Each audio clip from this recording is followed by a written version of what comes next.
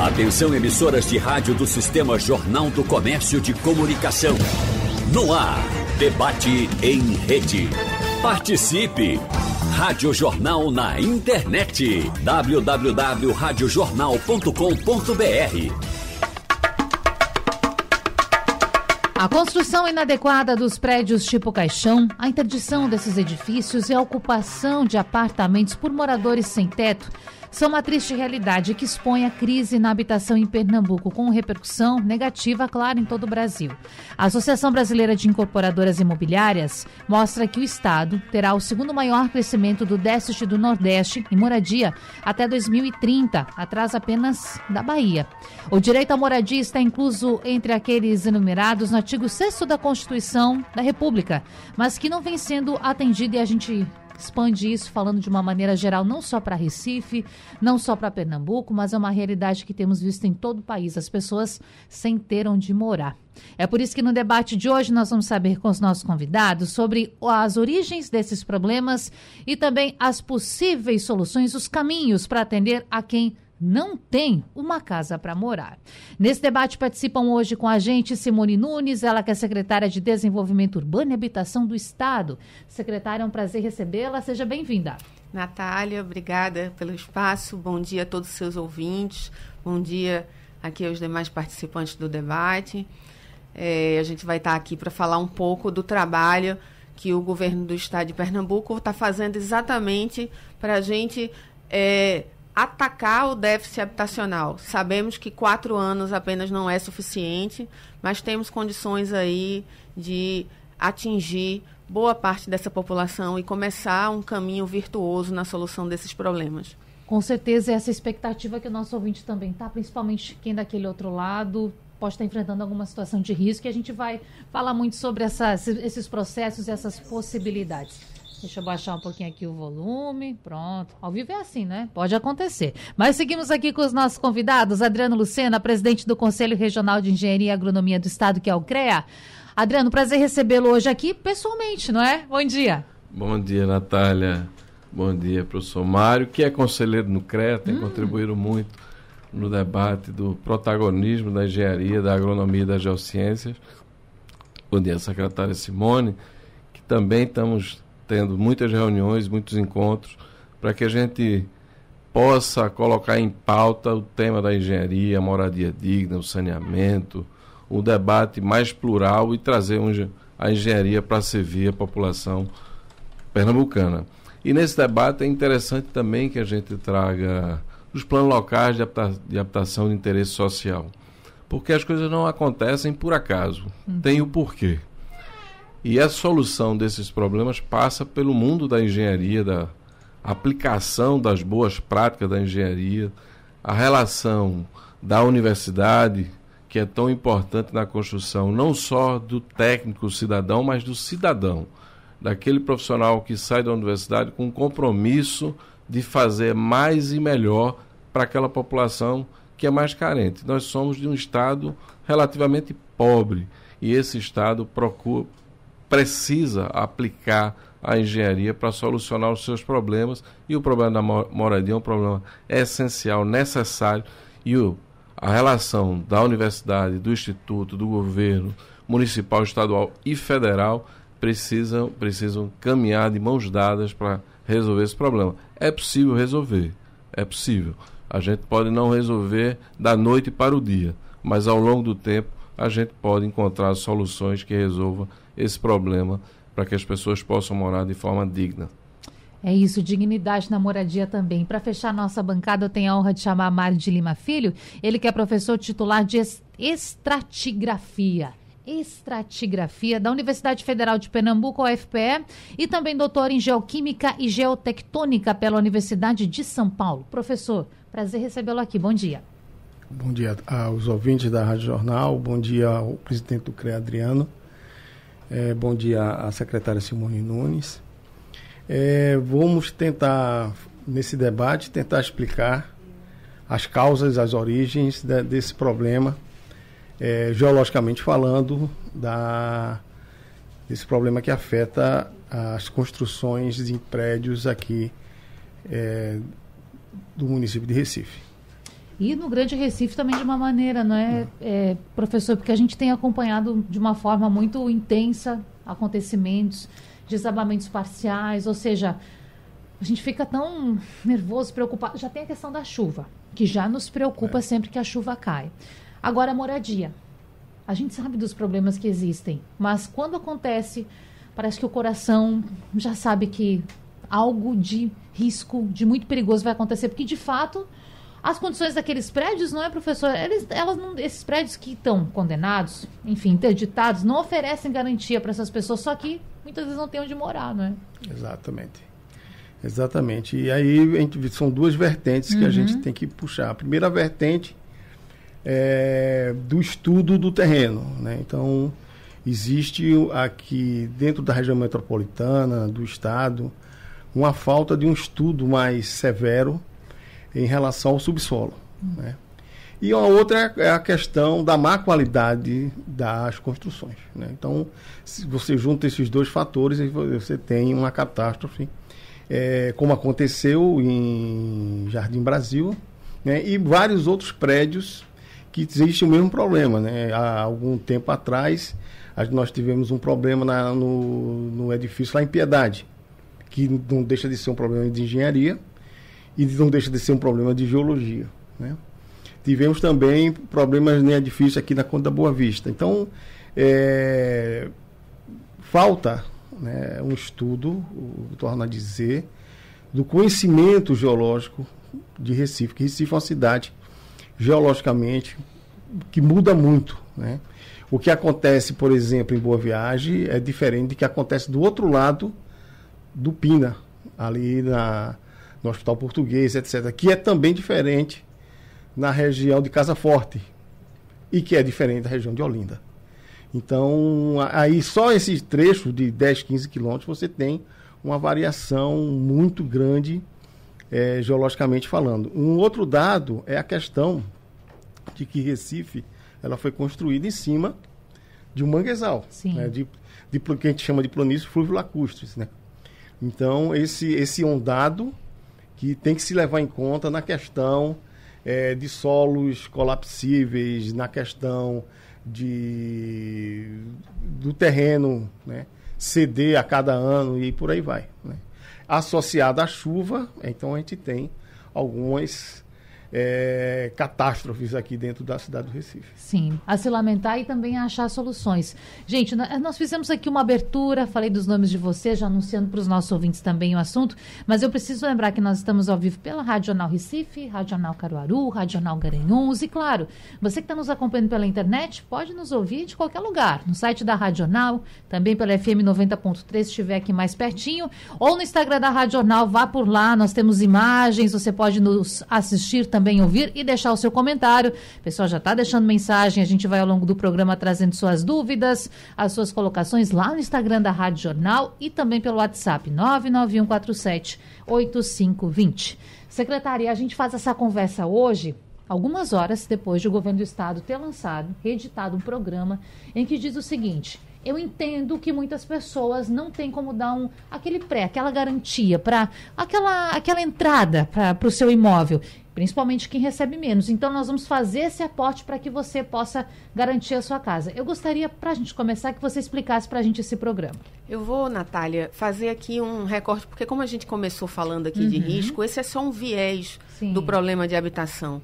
O déficit habitacional de Pernambuco, que supera 326 mil unidades habitacionais, ele envolve as pessoas que moram em área de risco, as pessoas que estão em coabitações com famílias, pessoas que moram nas palafitas tão conhecidas. E esse assunto do prédio caixão, que é um assunto conhecido, né, ele não envolve só o estado de Pernambuco, ele envolve todo o Brasil, mas sim, nós temos uma grande incidência aqui por questões, inclusive técnicas, que o professor já começou a falar. São mais de 4 mil unidades. Mas o problema de habitação para o estado, ele em especial, e foi nisso que a governadora colocou lá no plano de governo uma meta de atingir 50 mil famílias, envolve uma gama gigantesca de ações. Eu tenho dito que problemas complexos não se resolvem com simples soluções, não é uma solução ou outra. O próprio programa Minha Casa Minha Vida, do governo federal, que tem sido um grande parceiro do governo do estado de Pernambuco, ele tem diversas modalidades. Então, a gente teve aqui, recentemente, dia 15 de junho, publicada a portaria do FAR, que é aquele chamado faixa 1 do Minha Casa Minha Vida, que atende ao mais vulnerável, aquela pessoa que às vezes é retirada ali para uma obra que seja de infraestrutura para a cidade ou de alguma calamidade que aconteceu. Fizemos um mapeamento dos terrenos. O estado de Pernambuco não tinha um banco de terrenos.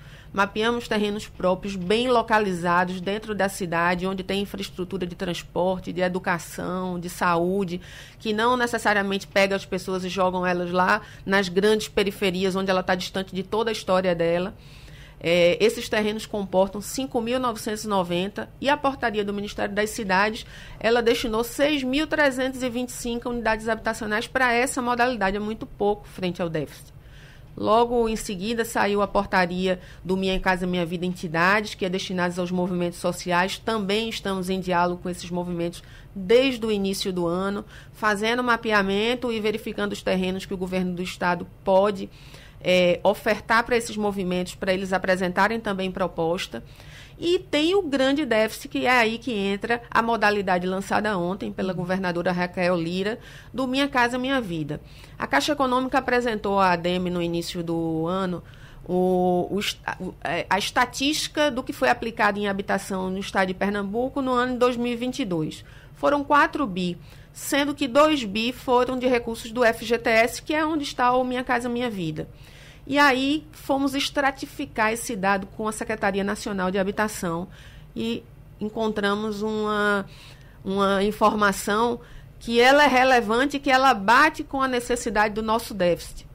70% das pessoas que buscaram a aquisição dos seus imóveis, eles têm a faixa de renda de até 2 salários mínimos. 70%. 70%. E o programa Minha Casa Minha Vida, ele atinge pessoas que até podem ter um salário mínimo na modalidade do FGTS. Só que também na estratificação da Secretaria Nacional de Habitação, a gente verificou que a média necessária para que essas famílias acessem a um imóvel na faixa de 170 mil, ela é de 20 mil reais. E aí nós conhecemos a realidade da nossa gente, que com 2 salários mínimos você não consegue fazer poupança. As poucas famílias que acessam, elas se juntam, vendem a moto, vendem um carrinho que a família tem. E nesse aspecto foi a preocupação da governadora, da gente ter uma linha que ela tivesse uma amplitude maior, que a gente pudesse, porque as pessoas podem pagar, tanto é que elas pagam aluguel. Elas pagam o aluguel até numa ocupação. Quando a gente está falando aqui de prédio caixão, o grande problema não é do mutuário. O mutuário está discutindo juridicamente com a seguradora e muitas vezes já recebeu indenização ou recebe aluguel da própria seguradora. O que existe é uma ocupação irregular nesses imóveis que estariam interditados e deveriam ser cuidados pelas defesas civis dos municípios, mas as pessoas ocupam pela falta de moradia, pela miséria que aflige o nosso povo. E aí é com esse público que o governo do estado está bastante preocupado e vem para atuar numa iniciativa pioneira. No Norte e Nordeste, nós somos o primeiro estado que entra com subsídio estadual. Ontem, no lançamento do evento, nós tivemos a presença do Renato, que é o presidente da CEBIC, a Câmara Brasileira da Indústria da Construção Civil, um órgão extremamente relevante ao longo dos anos na construção de políticas e das soluções para as políticas habitacionais. Tivemos presença de presidentes Sinduscom, ADEME de Pernambuco, mas também de outros estados. Tivemos já hoje pela manhã contato de Sinduscom da Bahia, Sinduscom do Rio Grande do Norte, nos convidando. Quinta-feira vamos estar numa live nacional, Pernambuco falando para o Brasil. Isso demonstra que a gente sai aí botando Pernambuco nessa situação da solução habitacional numa condição diferente do que a gente vinha, correndo atrás ou sem soluções, sem políticas concretas. Hoje a gente está começando a ser um exemplo do que pode ser feito. E aí o que acontece? Na prática, essa família de um salário mínimo, ela vai poder escolher esse seu imóvel, ela vai fazer o cadastramento lá no site da SEAB, onde ela demonstra e comprova que ela está dentro desse recorte, né? Porque, Simone, o déficit envolve só famílias de 2 salários mínimos? Não, mas 70% está ali. E a gente precisa começar por quem mais precisa. Você iniciou aqui a nossa conversa falando de um direito constitucional. Não se fala em cidadania e dignidade humana quando a pessoa não tem sequer onde morar ou mora numa lama, onde ela está em períodos de chuva correndo risco de vida, mas durante todo o ano num alagadiço, que é natural da nossa região, extremamente, uma região que foi uma cidade construída em mangue e que a gente tem uma questão alagadiça. A outra preocupação do governo do estado é que esse programa, por uma feliz coincidência, ele foi lançado ontem no armazém do Cais do Sertão, porque ele vai atingir exatamente isso. Ele vai atingir o déficit do Cais, e a região metropolitana concentra 70% do déficit habitacional, mas ele vai até aquela população que está lá no sertão do estado, porque a gente vai poder ter imóveis construídos em qualquer parte do estado.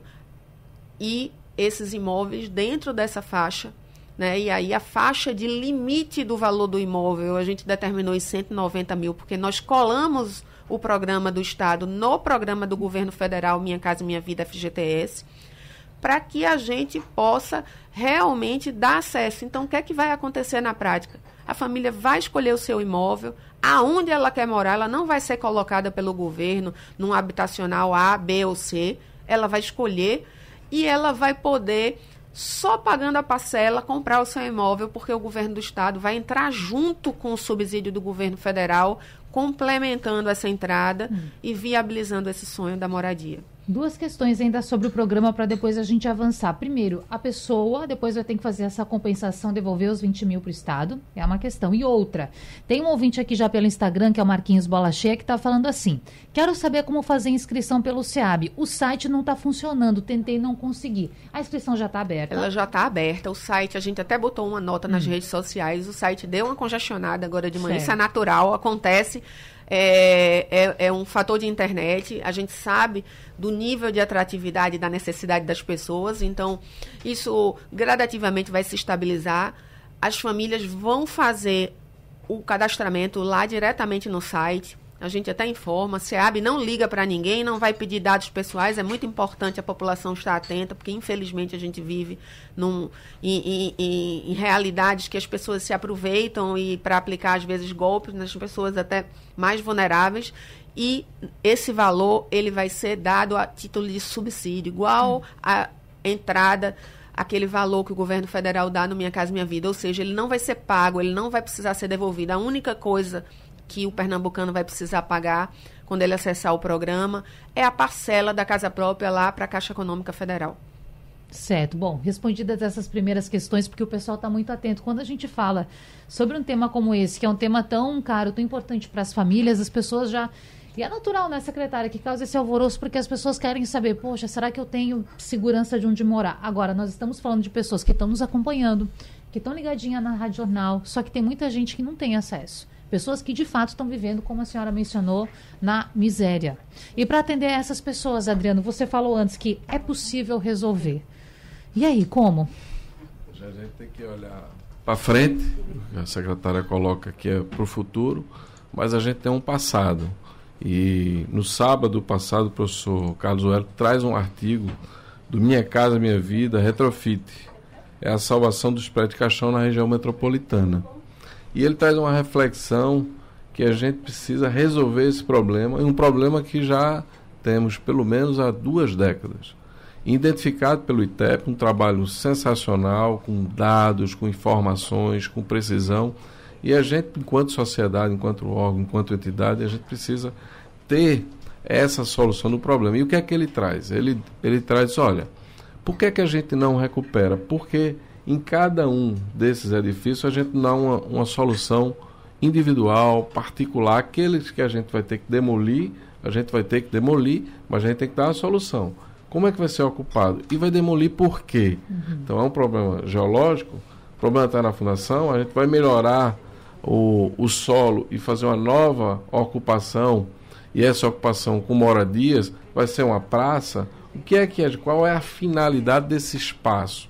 Também ele diz, por que a gente não recupera? Se for um problema estrutural, o solo funciona, a gente tem problema pontual na edificação, então a gente vai lá e recupera e dá segurança e moradia dignas a essas pessoas. Então ele traz uma reflexão, e uma reflexão extremamente ampla ao debate e que enriquece. Então esse debate nós precisamos fazer para resolver o problema do passado, e nós não estamos falando em poucas moradias, é um número significativo. E esse debate também precisa envolver as seguradoras. Então, qual é a responsabilidade das seguradoras? Tem, não tem? Esse debate que sai do mundo da engenharia, sai do mundo do protagonismo, do desenvolvimento, para entrar no mundo da burocracia e no mundo do direito. De quem é a responsabilidade? Então, há 20 anos que se discute o problema e nós não temos a solução e não temos a responsabilidade de quem deve ter a sua responsabilidade.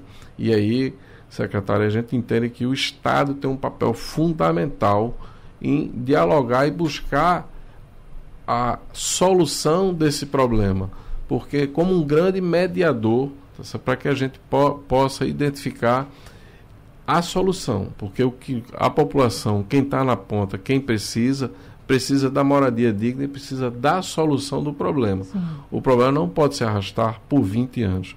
E aí eu queria parabenizar o professor Wellington por trazer esse debate de forma bem colaborativa e de um debate extremamente amplo que a gente quer fazer enquanto sociedade. E o que é que o Conselho faz? O Conselho faz esse debate internamente, trazendo inclusive a questão da manutenção predial, porque não é só você ter a moradia, você tem que ter responsabilidade por aquele espaço. Eu Sim. posso derrubar aquela parede, às vezes eu não posso fazer uma reforma que eu gostaria de fazer, mas aí também a ADEME, as construtoras, o Sinduscom, o CREA, o poder público, seja ele legislativo, seja ele no executivo, a gente fazer uma cartilha, a gente entregar aos moradores, a gente fazer um acompanhamento. A gente fala muito em educação, e isso é parte da educação, como ele deve ocupar o espaço. A gente tem a cultura de ir ao médico, cuidar do nosso corpo. A gente também tem a cultura de ir na oficina, de ir na concessionária, cuidar do nosso veículo. Mas a gente não tem a cultura de cuidarmos das nossas pontes, das nossas rodovias, das nossas edificações. Então, quando o poder público diz, olha, eu vou construir uma praça, ok, construiu a praça, mas no orçamento do ano seguinte, a gente está colocando lá um recurso para cuidar da manutenção daquela praça. Então, ter profissional habilitado no dia a dia não é custo, isso é investimento para que uma sociedade consiga viver de uma forma melhor. Porque quando a gente tem a prevenção, quando a gente tem a manutenção, a gente reduz esse custo e a gente consegue viver num ambiente mais seguro e num ambiente melhor. É isso que a engenharia é. Ela promove o bem-estar. Professor Mário, agora duas questões. Primeiro, pensar em alternativas para que essas pessoas com menor faixa de renda possam fazer as manutenções necessárias, porque inclusive nesse programa que o Estado está proporcionando, vai proporcionar esse valor de R$20 mil para as famílias que se enquadrem e tenham até 2 salários. Imagine a pessoa já pagando a prestação, talvez tenha dificuldade de fazer uma manutenção. Então, vamos lá. Primeiro esse ponto. Será que não precisamos pensar sobre isso também? Eu estou pegando aqui como gancho o programa, mas ele não é o único que está disponível. E segunda questão, esse assunto que o presidente toca, que é esse reforço na estrutura dos prédios caixão. O que o senhor acha sobre isso? Eu acho muito interessante essa visão do Adriano. E nós temos também que pensar nessa questão de estrutura, nessa questão da gestão do prédio em si, né? Primeiro, acho que o fato que vem agora do Estado, né, é conhecer, né? Porque o que acontece hoje em Recife, na região metropolitana, é um problema muito sério, porque às vezes a gente está correndo atrás do prejuízo. A gente não se adianta ao problema. A gente só cuida das barreiras quando chove, ou quando uma barreira cai. Sim. E mata 13, 14 pessoas, né? Então, essa questão da prevenção, essa questão do estudo que antecede qualquer empreendimento, né? Vamos construir casas, vamos, mas aonde? Né? Não é construir no morro, né? Onde você tem uma estabilidade geológica muito grande, né? Porque aí você vai ter um custo muito maior. Então, esse aonde construir passa, né, necessariamente pelas engenharias, né? Desde da sua fundação até a construção do prédio. Sim. Né? Porque aí, logicamente, dependendo do terreno, a engenharia vai qualificar essa obra para ter uma durabilidade, um processo. Então, o estado hoje de Pernambuco, ela carece, né, de profissionais, né, e principalmente profissionais ligados à área de geologia e geotecnia, né? Então, você tem dentro do estado de Pernambuco, por exemplo, o ITEP só tinha um geólogo, né? Então, se você olhar o quadro de geólogos dentro do estado de Pernambuco, é muito pouco.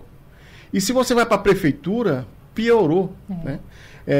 Alguns municípios, só Recife, Jaboatão acho que tem 2 geólogos, Recife tem, que trabalha com essas áreas de risco, 4. E aí você vai na região metropolitana e não tem. Ou seja, você o Estado só vai se preocupar com isso quando acontece uma catástrofe. Aí não, vamos mapear os morros, vamos ver a estabilidade, etc, etc. Então a gente está sempre correndo atrás. É o cachorro, né, correndo atrás do rabo, né? E esse problema, como o Adriano bem fala, tem 20 anos, né, de problemas em cima de construções, e todo mundo sabe ou todo mundo comenta que ou é um problema estrutural ou é um problema de solo, né? Olinda tem suas características, Recife tem outras, né? Então, na hora que você leva um projeto de um prédio caixão de Olinda para Recife, talvez não seja adequado.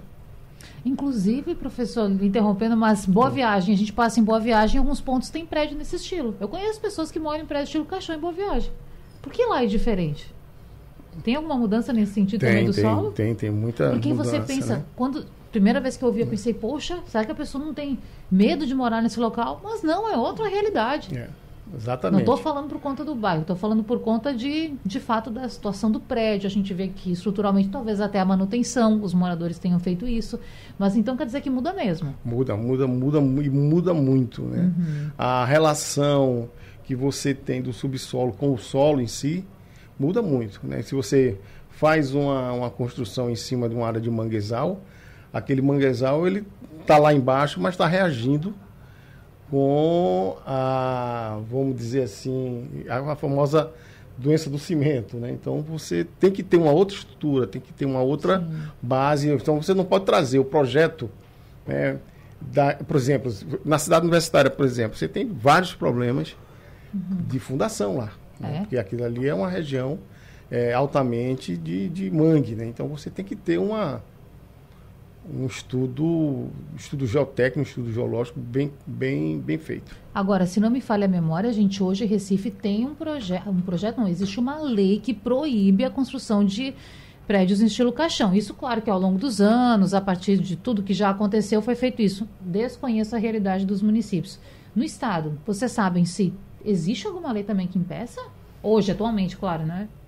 Não é exatamente a questão do prédio caixão. Acho que até os técnicos aqui, o Adriano com o professor, podem falar. Existem discussões sobre a metodologia construtiva. A própria engenharia, ela já evoluiu muito. Mas eu queria fazer aqui, acho que foram tocados tanto por Adriano como pelo professor Mário, pontos importantes. O retrofit. Né? A nossa população tem pressa, o problema é complexo e o estado de Pernambuco... Né, nós estamos com 6 meses de governo e a governadora quer chegar o mais rápido possível na vida das pessoas. A portaria de retrofit do Ministério das Cidades, que vai estar dentro do Minha Casa Minha Vida, ainda não saiu. É verdade quando Adriano fala o seguinte, não necessariamente todas as famílias precisam sair dos prédios caixão. Alguns deles, e isso acontece também em outras regiões até de morros, que não é necessário tirar a família. O ITEP, quando fez o mapeamento, ele já coloca lá o grau do risco, através da classificação da própria Defesa Civil, e já indica os que são para retirada, o que é que precisa de demolição. E aí esses números, eu concordo com você, Adriano, eles são números factíveis da gente apresentar uma solução, e o governo do estado, sim, tem uma participação relevante, já está trabalhando nisso. Aqui um pequeno spoiler, mas já de uma discussão que a gente vem tratando com o secretário Ailton Madureira, secretário nacional de Habitação no Ministério das Cidades, que tem sido também de uma disponibilidade incrível nas soluções dos problemas de moradia de Pernambuco. Já estamos combinando com ele, porque antes da portaria de retrofit, possivelmente o Ministério das Cidades vai publicar uma portaria para a área de riscos, porque hoje os prédios caixões, eles não entram no que está previsto na portaria do Minha Casa Minha Vida para calamidade e emergência. Então, porque existem alguns critérios do Ministério da Integração, algumas exigências que eles, por serem problemas já antigos e consolidados, eles não estão inseridos nas exigências legais. Mas essa nova portaria, ela vai sim contemplar essas situações que são situações de risco, não estão nas situações de calamidade, dentro do que está previsto na legislação prevista do próprio governo federal, que envolve o Ministério da Integração, mas que vai trazer uma solução. Pernambuco já está negociando, a gente já está vendo uma quantidade que, na primeira tranche de liberação do governo federal, resolveria as unidades que hoje precisam ser desocupadas, porque a gente fez um levantamento, e entre os imóveis que estão com indicativo de demolição, a gente tem 19 já foram demolidos apenas, 51 não estão ocupados, eles estão sendo feita a fiscalização pela Defesa Civil dos municípios junto com as seguradoras, mas tem 41 ocupados com 376 famílias. Então, a gente precisa, tipo a pirâmide ali das necessidades humanas, a gente precisa do mais urgente para depois ir resolvendo o problema estrutural. O governo do estado também concorda, Adriano, que isso existe dois blocos. Existe o bloco jurídico, e nesse bloco jurídico eu não tenho risco de vida, porque essas famílias, elas já saíram, são os mutuários, elas estão discutindo judicialmente, nós já chamamos inclusive o Ministério Público, já agendamos reunião com o TJ, para que isso, porque envolve Justiça Federal, envolve a Justiça Estadual, envolve a ação do Ministério Público. Existe uma CPI instaurada na Alep de 2006 sobre esse tema. Essa é uma discussão jurídica e o Estado pode sim ajudar bastante e está já atuando nisso. Mas a nossa prioridade é onde a gente tem risco de vida. E aí, fazendo aqui o desdobramento, né, do que foi falado também pelo professor, que fala aí de soluções e de questões que envolvem uma atitude preventiva, a Defesa Civil do Estado, o território metropolitano, há muito tempo, ele não tinha uma discussão, porque o que é que acontece é que a gente tem diversos municípios, cada um olhando para os seus interesses, mas a gente tem um território metropolitano que tem as áreas limítrofes e é nelas que ocorre a grande maioria das catástrofes que envolvem a perda de vidas. E nós encontramos na Secretaria de Desenvolvimento Urbano nenhum projeto estruturante para essas regiões. E é claro que a gente vai atuar, como o professor disse, emergencialmente. O que é que o governo do estado está fazendo? Nós procuramos os municípios, pedimos para que os municípios apresentassem projetos para os que já têm. Muitos também não têm projetos. A governadora, quando apresentou as prioridades do governo de Pernambuco ao governo federal, dentro deste novo PAC, que está para ser lançado, ainda não tem nome, a gente diz que vai ser o PAC 3, mas o governo federal ainda não nominou, mas que a Casa Civil do governo federal também tem sido bastante atenta. Nós colocamos lá 1 bi para áreas de risco de morro, para fazer ações preventivas que envolvem melhoria de algumas habitações que não precisam ser retiradas e, obviamente, tem um aporte de recurso público muito menor. A gente faz um estudo onde, às vezes, com R$60 mil por unidade habitacional, você resolve o risco daquela unidade. Outras não, você precisa retirar dali. E você não só precisa retirar, você precisa urbanizar para não ter novas ocupações. Apresentamos isso, estamos atentos, não estamos parados. Estamos também fazendo projetos internos, isso está previsto, a operação de crédito que foi tomada recentemente, né?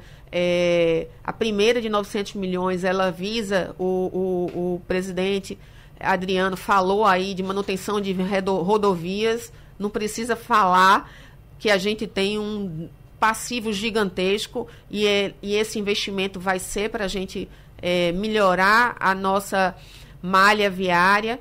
A operação de 1,7 bi também já assinada com a Caixa Econômica envolve soluções de água, envolve soluções que passam pela saúde, como melhorias de UTI, e envolvem soluções de infraestrutura que passam muito quando você conversa com os municípios e os prefeitos, eles sabem muito bem as dores, né, da sua população, porque eles estão lá na porta da linha.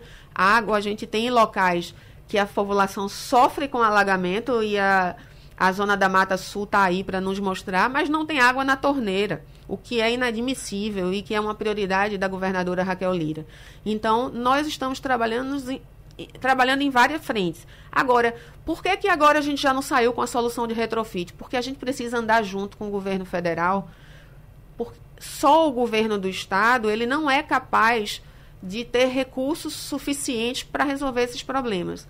Mas tudo isso está no escopo do plano de governo e das ações que o governo já está tomando. Ontem, no depoimento de vários representantes das entidades da construção civil, muitos deles disseram assim: 6 meses de governo, viemos céticos para o lançamento e saímos daqui animados. Porque, efetivamente, nós estamos dando algumas soluções que elas já se mostram acontecendo, realidade. Por exemplo, a gente teve uma retomada de 902 unidades habitacionais paradas em Serra Talhada, que houve o aporte do governo federal. Mas esse aporte só foi possível porque o governo do estado oficializou, através da Secretaria de Desenvolvimento Urbano, que vai arcar com a obra de água, esgoto e acesso, que o programa Minha Casa Minha Vida não comporta. E muitas vezes a gente tem aqui um caso emblemático em Barreiros, que é o Santa Clara 1 e 2, de mais de 830 unidades habitacionais que a Caixa Econômica deixou pronta, Natália. E ela nunca foi ocupada, está lá, se deteriorando ao longo do tempo, simplesmente porque não foi dado pelo governo do estado solução de água e esgoto. Isso também é um compromisso nosso e a gente já começou a fazer projeto. E aí, a essa altura, nós não estamos mais fazendo só projeto de água e esgoto, professor. Nós já estamos fazendo projeto dos taludes, porque aquela época da Operação Reconstrução foi feito algumas escolhas de locais que são locais que têm problemas geológicos graves e que não é só hoje a gente transformar, botar água e esgoto e dizer, vem morar aqui. Nós precisamos dar segurança para aquelas famílias e estamos trabalhando nisso. Vamos falar de soluções agora, voltar com os meninos. Bom, de maneira bem prática, o que o CREA vê como uma possibilidade para resolver? A gente falou sobre falta de moradia, de maneira geral, sobre a questão dos prédios caixão, e lembrar aqui um dado que a gente não trouxe ainda, que é um dado, inclusive, com o qual o governo trabalha. 300 mil déficit habitacional em Pernambuco, 170 mil apenas no Recife. E aí, como é que resolver isso? Planejamento. Veja, a fala da secretária Simone aqui, eu estava fazendo uma reflexão. Veja a necessidade do planejar, do pensar.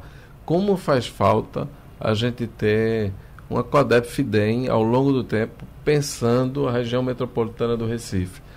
Na época de faculdade, a gente estudava e tinha lá a Unibase. A Unibase era uma ferramenta no campo do geoprocessamento, no campo da cartografia, da topografia, que era extremamente rica em termos de informações e foi pensada aqui.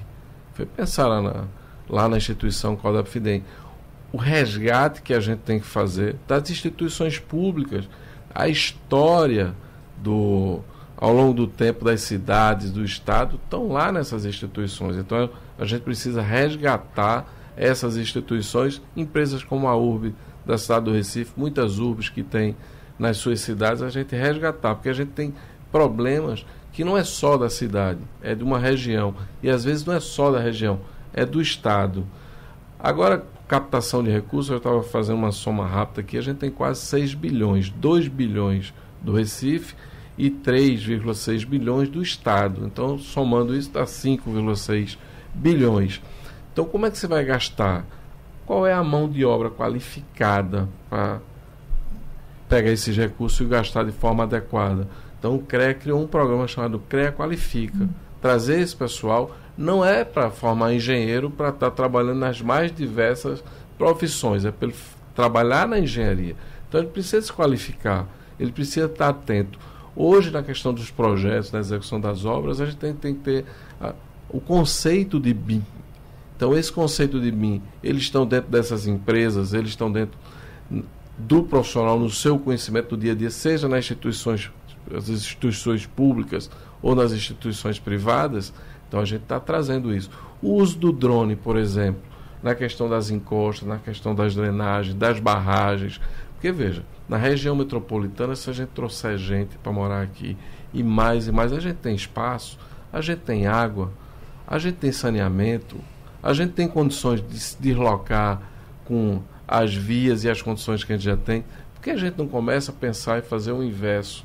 E as pessoas morarem nas suas cidades, como Caruaru, como Ibimirim, como Arco Verde? Porque muitas vezes você vem do interior para a capital na busca do emprego, na busca da sua qualificação através da educação. Mas muitas cidades do interior hoje têm campos universitários com as mais diversas modalidades que ele pode estudar naquela cidade. E aí a gente precisa criar condições de emprego e renda para que as pessoas possam morar lá. A gente procurou a Sudene para que a gente pudesse ter parte do investimento constitucional, que é em torno de 30 bilhões por ano, para a questão da moradia, para a questão do saneamento. É verdade que a Sudene coloca boa parte desses 30 bilhões na questão da energia renovável. E é importante que se coloque. Mas além da energia renovável, a gente pode colocar em outras ações. E essas outras ações, se a gente colocar 10% desses 30 bilhões, nós estamos falando em 3 bilhões. 3 bilhões é o aporte o que o governo do estado está buscando. 3 bilhões é maior do que o aporte que a prefeitura do estado do Recife está buscando. Então a gente precisa criar esse ambiente de negócio. Por exemplo, lá com a Sudene, recebíveis. Muitas vezes as construtoras têm a disposição de apresentar o projeto, de ir na Caixa Econômica para buscar recursos, mas ela não pode apresentar os seus recebíveis em algum contrato que ela tem com a SEDUR, por exemplo. O próprio Estado não acredita no Estado, então o setor privado ele tem que bancar. Por que não antecipar esses recebíveis? Lá na saúde, por exemplo, quando você vai fazer uma ampliação do hospital, os recebíveis do SUS, o banco recebe.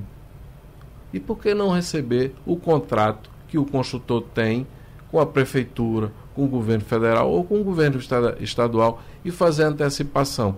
Por que é que ele tem que ir buscar no banco um empréstimo e taxa de juros muito maior? A gente precisa também criar no ambiente de negócio uma relação muito mais fácil e mais atrativa para o construtor, porque isso vai ter um impacto naquele que vai comprar o seu imóvel. Claro. Então, todo esse debate a gente está construindo no CREA, construindo com o setor público, com o setor privado, para que a gente melhore o ambiente de negócio. E esse envolvimento é fundamental. Professor, e a universidade?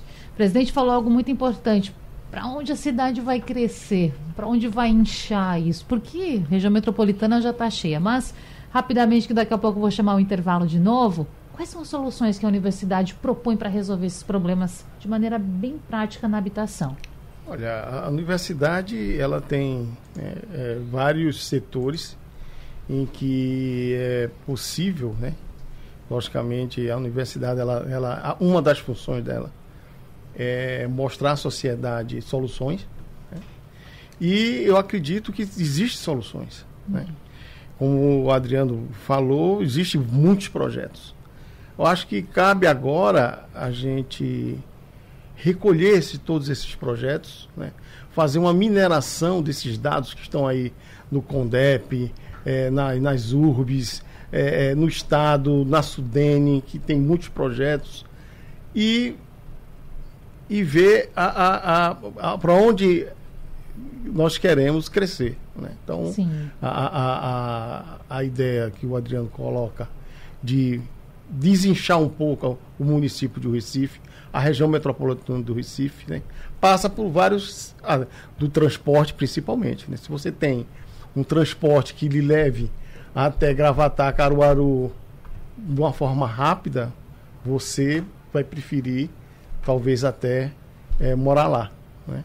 Claro. Do que está fazendo parte desse processo aqui. Então, a universidade, nos diversos departamentos, nos diversos centros, elas têm projetos, têm soluções para ajudar o governo do Estado. Baixa a questão da gestão, né?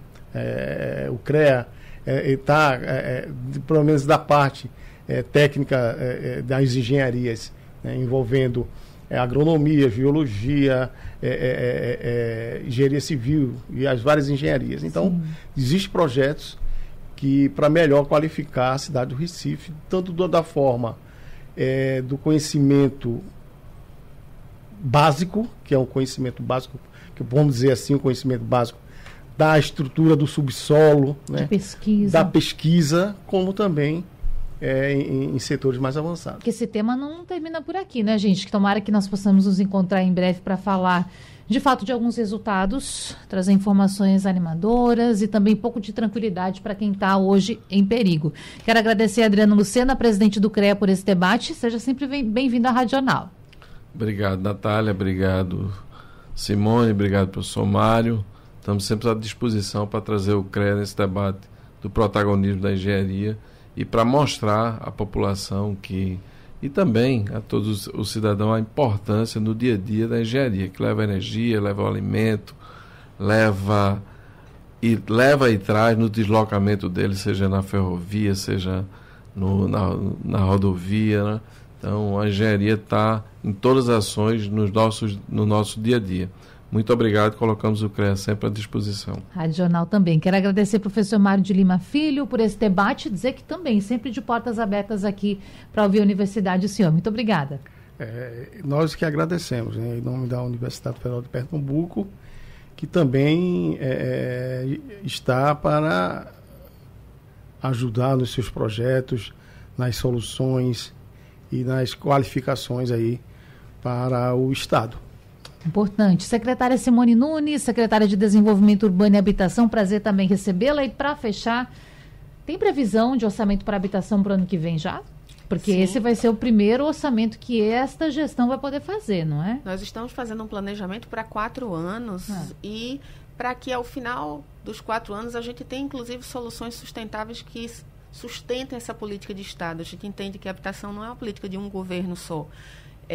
A Perparte, estávamos falando aqui em off no intervalo, que detém boa parte dos imóveis do governo do Estado. Nós fizemos um convênio já assinado entre a Companhia Perparte, a Secretaria de Desenvolvimento Urbano e a SEAB.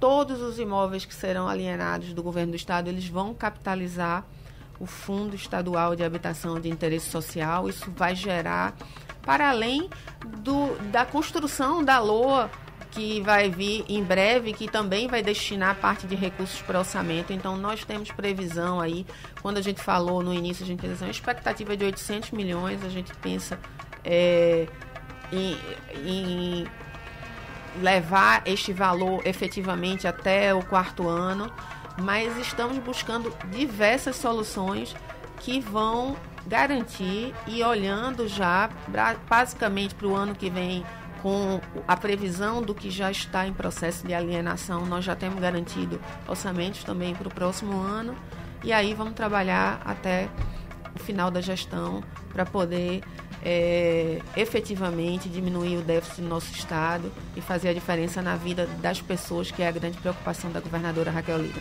Secretária, casa sempre aberta também para a senhora. Até a próxima. Agradeço, sempre à disposição de vocês. Gente, esse debate fica salvo lá no site da Rádio Jornal. Você pode procurar e reouvir na aba de podcasts. E para você, até amanhã. Sugestão ou comentário sobre o programa que você acaba de ouvir, envie para o nosso WhatsApp 99147 8520.